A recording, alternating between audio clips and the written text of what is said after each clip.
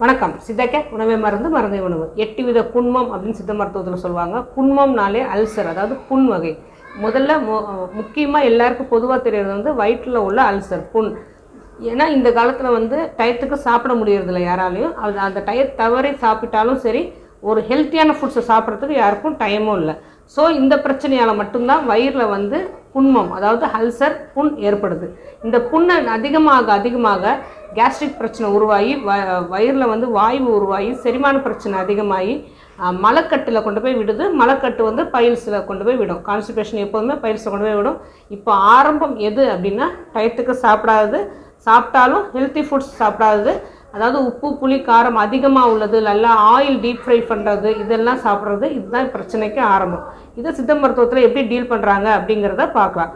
முதல்ல விஷயம் இப்போ இவ்வளோ பிரச்சனையோட ஒரு பேஷண்ட் வந்தாங்க அப்படின்னா, சித்த மருத்துவர்கள் அவங்களுக்கு என்ன மாதிரி உடம்பு அப்படின்னு முதல்ல கவனிச்சுட்டு மலக்கட்டை நீக்கிறதுக்கு நிறைய தைலங்கள் அவங்களுக்கு இருக்குது. அதாவது முதல்ல வயிற்று சிறுகுடலில் பெருக்குடலில் இருக்கிற மோஷனை முதல்ல வெளியேற்றுவாங்க. அதுதான் ஃபஸ்ட்டு ஸ்டேஜாக அவங்களுக்கு. கலிங்காதி எண்ணெய், வெள்ளை எண்ணெய், சித்தாதி எண்ணெய், அப்புறம் வாதநாச எண்ணெய் அப்படின்னு நிறைய தைலங்கள் இருக்குது. ஏதாவது ஒன்று எந்த பேஷண்ட்டுக்கு எது உதவுதோ, எது ஒத்துக்குதோ அதை யூஸ் பண்ணி முதல்ல மலக்கட்டை நீக்குவாங்க. அதுக்கப்புறம் அல்சருக்குள்ள மருந்துகள் கொடுப்பாங்க. அதே மாதிரி வயிற்றில் உள்ள வாய்வை நீக்கிறதுக்கு அடுத்தது மருந்து கொடுப்பாங்க. வாய்வுனா அதாவது கேஸ் நிறைய ஃபார்ம் ஆகிருக்கும். அந்த புண்கள்லாம் ஏற்படுறதுக்கு இது ஒரு காரணமாக இருக்கும்.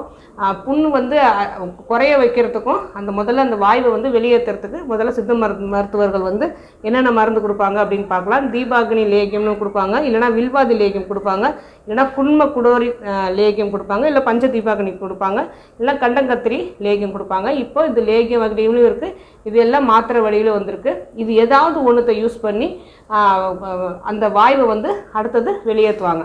அதுக்கப்புறம் தான் இந்த குன்மம், வயிற்றில் உள்ள புண்கள் சரியாகிறதுக்கு மருந்துகள் கொடுப்பாங்க. இதுமாதிரி ஒவ்வொரு ஸ்டேஜாக அவங்க மருந்துகள் கொடுத்து வயிற்றில் உள்ள அல்சரை குணமாக்கிறதுக்கு ஒவ்வொரு ஸ்டேஜாக செஞ்சுக்கிட்டே வருவாங்க.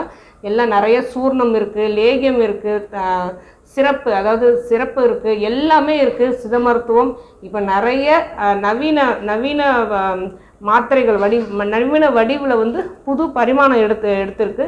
ஸோ சித்த மருத்துவர்கள் இதை முறையாக படித்து சித்தர்கள் சொன்ன மருந்துகளோட செயல்பாடுகள் மாதிரியே செய்து அதை வடிவத்தை மாற்றி இப்போ மருந்துகள் செய்ய ஆரம்பிச்சிருக்காங்க.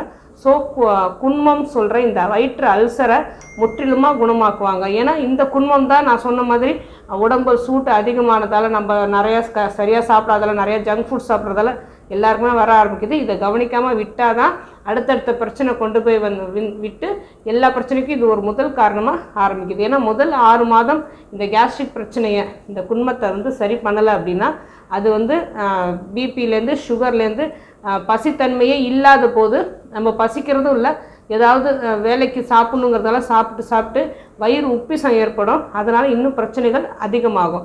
அடுத்த இந்த அல்சரை சரி பண்ண பிறகு பசியை தூண்டுறதுக்காகவும் ஒரு சில சூர்ணங்கள் சித்த மருத்துவர்கள் கொடுப்பாங்க. பொதுவாக இந்த குன்மங்களை சரி பண்ணுறதுக்கு இதில் மருந்து பொருட்கள் நம்ம சாப்பிட வேண்டிய ஒரு சில பொருட்கள் தான் சேர்ப்பாங்க. அதெல்லாம் என்னன்னு நம்ம பார்க்கலாம். சுக்கு, பெருங்காயம், இஞ்சி, சீரகம், மிளகு, இது எல்லாமே, இந்து உப்பு, இது எல்லாமே எலுமிச்சம்பழ சாறில் விட்டு அரைச்சி, இதுதான் பேசிக் மருந்தாக இருக்கும். ஸோ இதை நம்ம கவனித்து பாருங்களேன். சுக்கு, மிளகு, சீரகம், இஞ்சி, இந்து உப்பு, இது எல்லாமே நம்ம உணவுப் பொருள் தான். இந்த உணவுப் பொருளை கரெக்டாக நம்ம சேர்த்துக்கிட்டே வராதால் தான் வயிற்று குன்மம், அதாவது வயிற்று அல்சர் உருவாகுது. ஸோ இந்த வயிற்று அல்சர் உருவாயிட்டு, ஓகே டன், நம்ம நிறையா சரியாக சாப்பிடல, முறையாகவும் சாப்பிடல, ஹெல்த்தியான ஃபுட்ஸும் சாப்பிடல, பிரச்சனைகள் வந்துருச்சு, இதை சரி பண்ணுறதுக்கு சித்த மருத்துவர் அன்னைக்கு இந்த குன்மத்தை சரி பண்ணிட்டோம் அப்படின்னா அதுக்கப்புறம் திரும்ப வராமல் இருக்கிறதுக்கு நம்ம உணவு பழக்க வழக்கத்தை மாற்றிக்கிட்டு, நம்மளோட வாழ்வியல் முறையும் மாற்றிக்கிட்டு, இந்த சுக்கு, மிளகு, ஜீரகம், இந்து உப்பு, இஞ்சி, எலுமிச்சம்பழம், இது எல்லாமே சேர்த்துக்கிட்டு வந்தோம் அப்படின்னாலே நம்மளோட இந்த குன்மம் பிரச்சனை திரும்பவும் வராமல் பார்த்துக்கலாம். அதனால தான் ஒவ்வொரு தடவையும் சொல்கிறது, நம்ம ஒரு பிரச்சனையை நிரந்தரமாக தீர்க்கணும் அப்படின்னா சித்த மருத்துவர் அணுகி அதுக்கேற்ற மருந்துகள் சாப்பிட்ட பிறகு திரும்பவும் இது வராமல் இருக்கிறதுக்கு அவங்க லைஃப் ஸ்டைலை மாற்ற சொல்லுவாங்க, சாப்பாட்டில் என்னென்ன சேர்க்கணும்னு சொல்லுவாங்க.